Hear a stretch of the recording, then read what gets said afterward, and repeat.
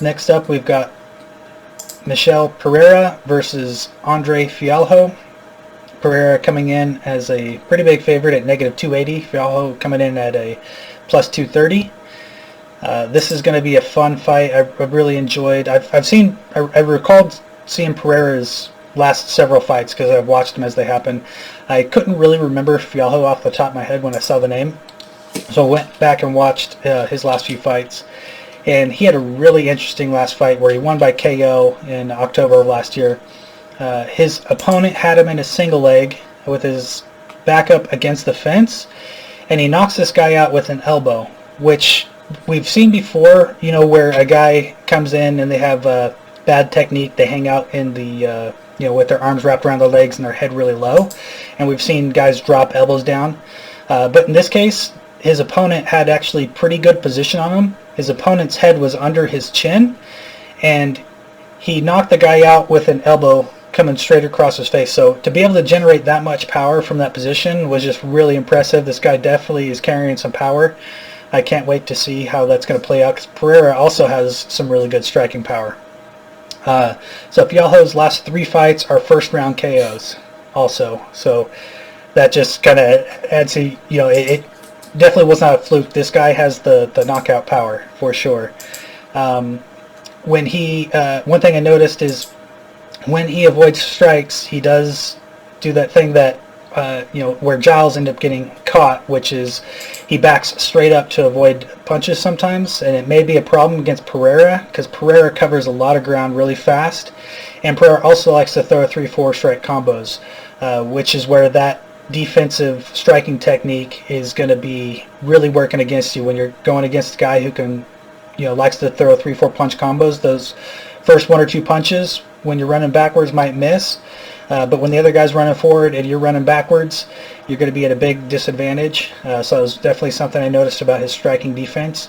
If he lands, he's definitely got the knockout power, but hopefully he'll be working on his striking defense movement a little bit before his next matchup against Pereira, who is a guy who has great movement when it comes to striking. This guy is all over the cage. He's always like jumping off the cage. He does backflips, all kinds of weird, flashy strikes that he tries to go for. Most of them don't land, but he's very athletic. He definitely expends a lot of energy moving because he's doing these, try to Superman jump kick off of the cage, this ninja stuff. It takes a lot of energy, and we have seen him kind of gas out in some of his other fights before, so that could work against him. So I think in his last fight, actually, when his opponent was on the ground, this is you may remember, he did a backflip to try to land on the guy and try to stomp him, like a backflip stomp to the guy. Yeah, turned his back to him. Yeah, really, really weird. But, fun fighter to watch for sure. So I think Fialho's best chance is to drag this into later rounds. And hopefully Pereira's, dancing and flipping around the octagon and tiring himself out with all those flashy moves. I definitely would recommend, he try to get some grappling in to tire up Pereira a little bit and take away some of that speed. But also, Fialho hasn't really, I feel like, proven his conditioning. His last 3 fights being first-round KOs. I don't know if he has the conditioning to be able to do that as a strategy.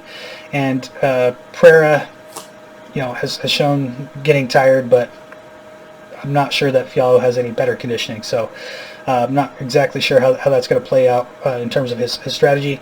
I think Pereira, his best strategy is to stay on the outside, create the angles, and use his diverse striking with extended combos, especially if Fialho is going to be backing up.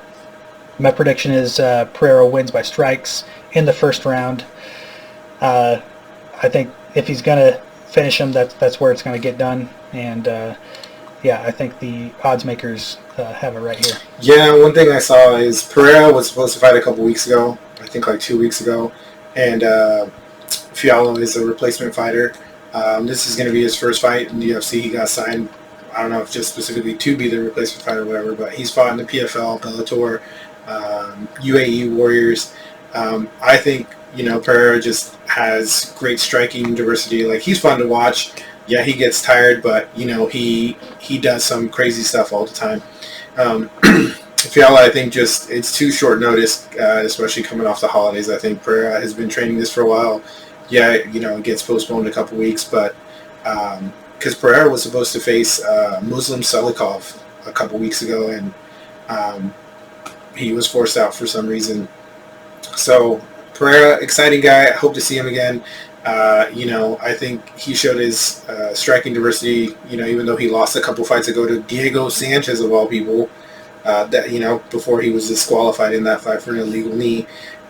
But he was whooping him then, and I hope to see him continue his winning style and his winning streak, to see him face some higher level opposition. It's unfortunate that I like waiting for him to fight, but it just kind of seems kind of wasted on a new last minute replacement. Somebody who's not even proven in the UFC, and then did give them 2 weeks to prepare for him. I think Pereira is going to win by some great striking.